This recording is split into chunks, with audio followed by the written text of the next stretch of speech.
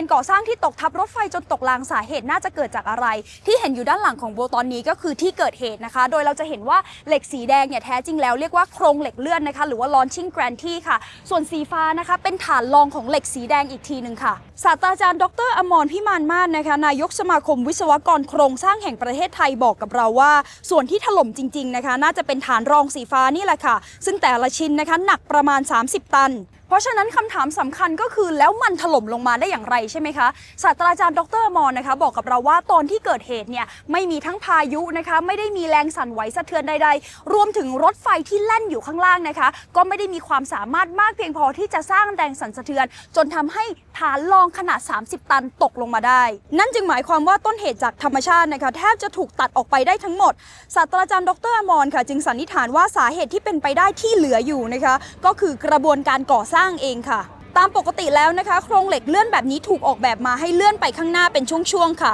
แต่ทุกครั้งที่ต้องเลื่อนนะคะก็จำเป็นต้องคลายน็อตบางตัวออกปลดจุดยึดบางตำแหน่งแล้วก็ย้ายฐานรองไปยังตอหม้อช่วงถัดไป